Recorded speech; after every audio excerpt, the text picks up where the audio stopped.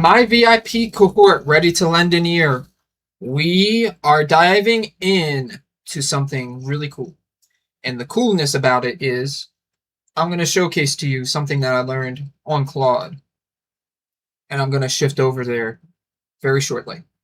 The thing I want to teach you about is actually how to converse with it, have conversations back and forth, talking wise. And that will allow you to ask better questions, do sales scripts, learn languages. I started doing these role plays with it where it's just pretty much like, hey, let's do a sales script role play. And it was golden. And I learned two major things that I want to share with you about sales that I did not know and I never read in any other book, but it got brought up because of how I was the prospect and it was acting out. The first way that I told it to act was be like Jeremy Minor. The reason I said just focus on Jeremy Minor, I started thinking at night and I'm like, who's the best salesperson that we got out there right now? There's many. Yeah. Which one impacted me the most deeply and helped me like look at it tactically? And there was only one person that came to mind, and that was Jeremy Minor. And in my own opinion, and this is biased, I believe he's probably the Zig Ziglar and Brian Tracy of our day, even Tom Hopkins, just because of how well he has created his products and the way that he teaches. I've seen way better differences of where he goes at. It just runs smoothly. And when I am able to create such a great product and utilize what his frameworks are, it just makes it elementary school to the rest of the game. And I know that sounds very off because it's not very common. The reason I say elementary is that it just takes like that Socratic questioning and adds a new twist. And the thing that I had when I did Claude with this type of role play was it first gave me the great objection. And it was usually right off the bat, how did you get my information? That's like the first thing, because it's the thing that could actually get you off your feet very fast. That's like a flipping Sally charge right into you, and you just don't know what to do. You're hit and phased. You're like, oh my God, I never thought this could ever be possible. So it happens. And then you're like, oh, this is actually such a great question. And the thing it says is just like, hey, I found it off this lead nurturing part, and it looked like you had the qualifiers. Is this something of interest? Because I don't know if we're the best fit. It said it like that, and I was just like, yo, that's perfect. Or you could say it like, I don't recall how I got it. I just know I nurtured it through this, and it's in my CRM, and I just have so many things that are happening right now. Is this even something that's fitting your needs? I don't know. And then it's like, oh, yeah, I mean, it does. So it actually told me that the question wasn't how it got into the CRM. It's more or less, is this even worth my time? What are you trying to sell me type of logic with the objection? But they're using it in such a good way that it takes the salesperson off their feet and then they get off the phone because you have the product that could solve their problem. Yet they've been hammered down with so much sales scripts that they got to elevate themselves. So you got to figure out how to come back and make sure it's very smooth. I would say it's like poetry. You got to make sure it flows. If it has this weird break and you start like having like a voice go out of whack, you're just like, oh crap, we're done. Then the second part, I actually brought up this really good part because it was trying to close me. And I said, hey, I'm going to play a little tough with you. I said, because we were getting into like almost getting that commitment. And I said, hey, if I only had a quarter and you charged 1,000 for building this website, because that's how it was going around, and I could only pay that quarter, what would you take of that, you know? And they're like, look, I would tell you I can't take that deal. And the reason is, if I did that with somebody else, would that be fair? And how would you take it if you did that to somebody else? And it just made me think like, oh yeah, I would be ticked. And then I came back with the final line of, so I got to have a funding range that is in the lines that make the work possible and invest. when that time comes. And it's like, yeah, that would be the fairest option there, wouldn't it? I was like, that was flipping golden moment. Because I've read many sales scripts, but I never had that. With Jeremy Minor, I got the understanding of not closing, more or less getting the commitment and finding where they're maybe teetering on coming across. And you want them to solve their own problem. So it's like, I don't know, I've just been working months and it's been sucking building out this website. There's no data analytics, and you're like, hey, sometimes that's the thing. We've already built out that type of infrastructure, so it's just plug and play and easily. And if you want to have those faster results, doing the plug and play and easy with the right support is that option that I'm hearing from you. Is that wrong? No, it isn't. Those are like the way he did it, but those two, like that first one where it's just like, how'd you get my number? That one gets people off guard fast. That's like a right out of the gate, pow, So you got to just figure out how to evade that one. And that was a perfect evade. It's just like, hey, I got it through here. And then another one it said was, I don't recall. Might have been a referral. And that's why I opened off with, I don't even know if we're the best fit for you. So then you're framing it into, do you even want this? Because I'm just making sure that you're getting the announcement. And that's the perfect part of promotion. Announce, explain, and then promote. And promote goes into like holding the line, showcasing the value that's at play, and then just having that resolve and conviction that this is worth your time to convey that over. Because people can smell that from a mile away without that desperation. So that's the part that I'm introducing on. And I want to showcase to you how to get into Claude. I have the pro account at this time and do that. So I'm going to shift my screen and I'm going to hop in here. So all you have to do is just go here and it's called voice mode. And then I can just be like, hey, I want to role play a way of building automation onto N8N. Tell me how to do this. And it's N8N. Hey, so you want to talk through building optimizations onto N8N workflow, right? Let's dig in. What's the workflow doing right now? And where's it feeling slow or clunky? Well, I have it on my local machine, and it's some of the automatizations are not working out correctly because there's just parts that aren't connecting with the nodes as well. I know Claude has its own schedules and routines that you can use to the same effect. Yet I want to have more in N8N because it can just run by itself rather than using Claude where it has its limits and tokens. Can you shoot back if I'm thinking wrong? Okay, so let me make sure I've got the shape of this right. You've got N8N running locally. Some nodes aren't connecting properly. And your thinking is you'd rather push logic into N8N itself so it runs autonomously without burning through tokens on scheduled Claude calls. Honestly, that's not wrong at all. That's actually the whole point of a tool like N8N versus something like me or repetitive automation. Where specifically are the nodes failing to connect? Is it a data format mismatch or literally the connections not linking up in the canvas? I would just say it's a little everything. And I'm just going to do this on my own back end time. Can you just shoot me a book that I can just read and just get myself more, get my repertoire into the point of understanding this, like an aphorism? Ah, gotcha. Less debug this specific node and more level me up on the whole mental model.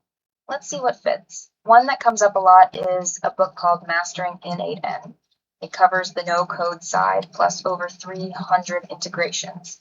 There's also one specifically on building AI agents and orchestrating multiple language models with N8N, which sounds close to what you're doing with Vipelex. Want me to dig into which one covers node debugging and connection issues more directly, since that's your actual pain point right now? Not at this time. I'm going to just cut it off here. Have a great one. Sounds good, Phil. Good luck with the debugging and have a great one.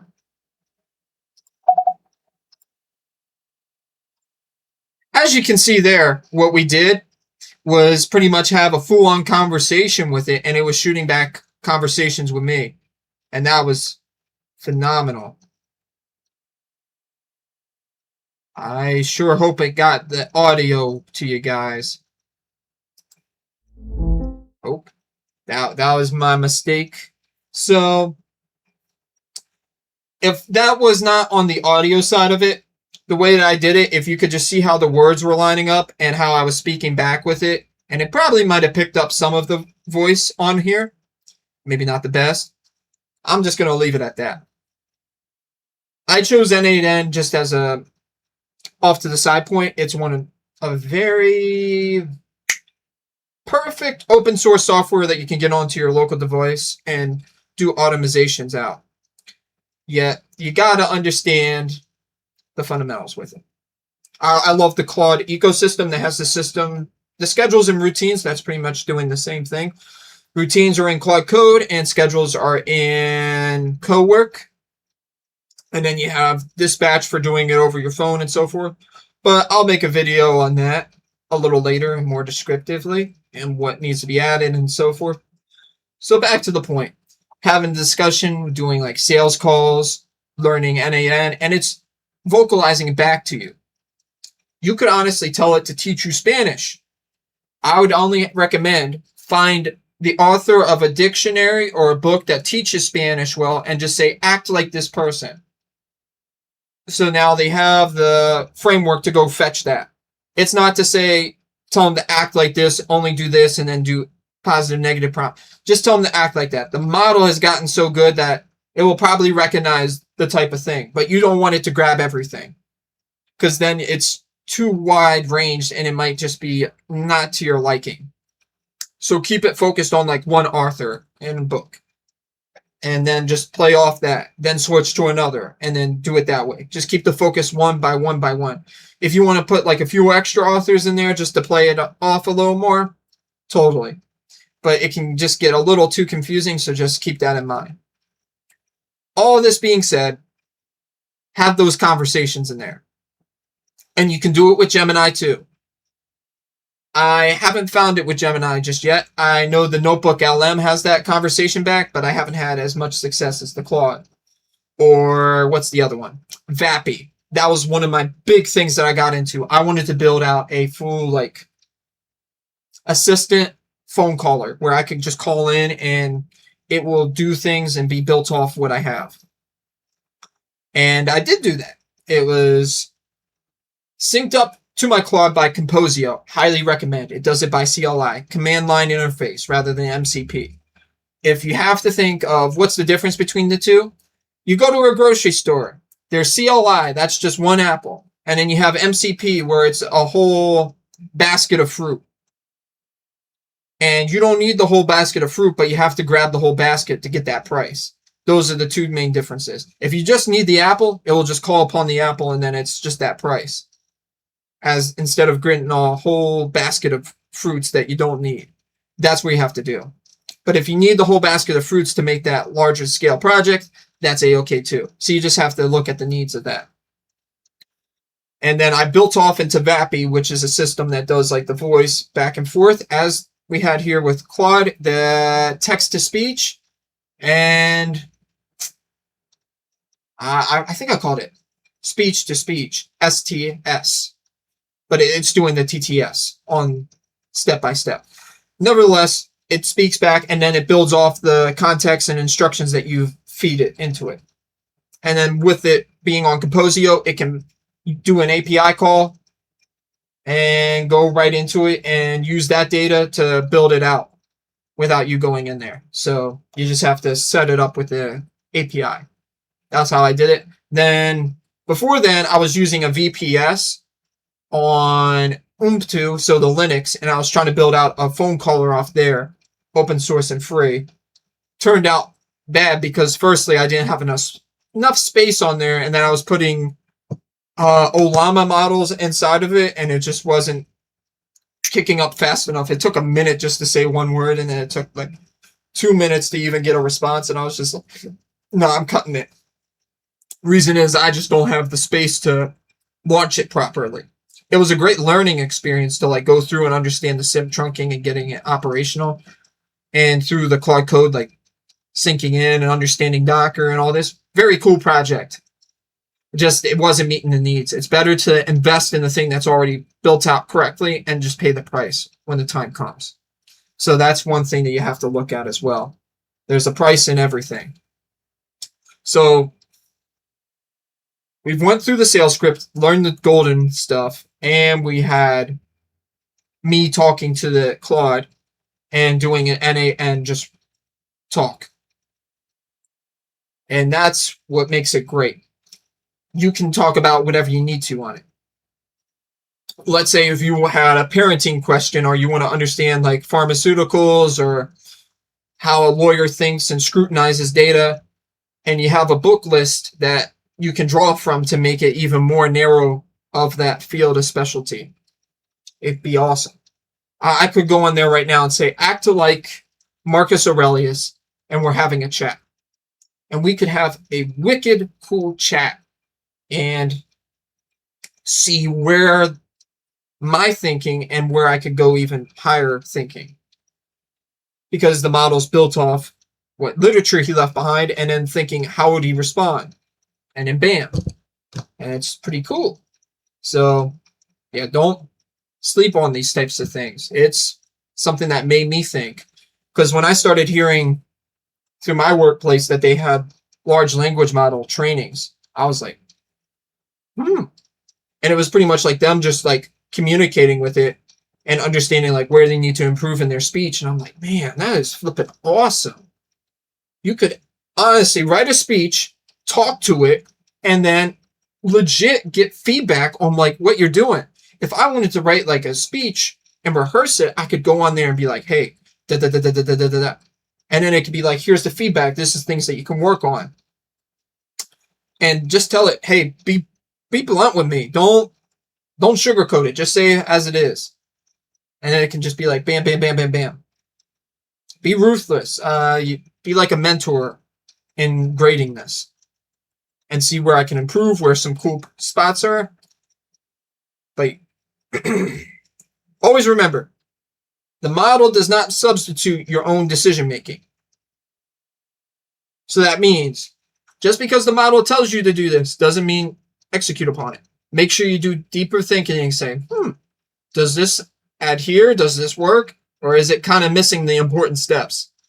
Because it's only as good as what it's trained on, and sometimes you can get lost on what it's trained on and how its responses come out that you're like, I don't know if that's working correctly.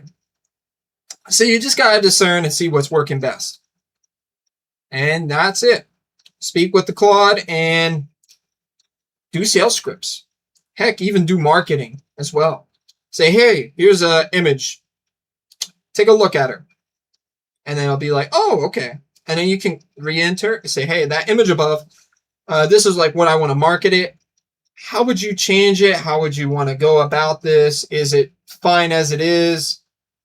What would make it that little last thing that makes it spark? You know, there's so much that you can do. You just have to be creative in how you do it.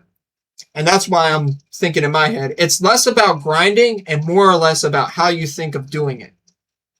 Like, if you don't understand something, the last answer shouldn't be like grind at it. The answer should be, how do I go to the large language model and get the answer that I need so I can shorten this whole long process down and then only implement myself when it's needed? And things that are struggling on, allow the model to keep improving, and then I can see where I can implement the model and then do it that way and always maintenance it and enjoy it.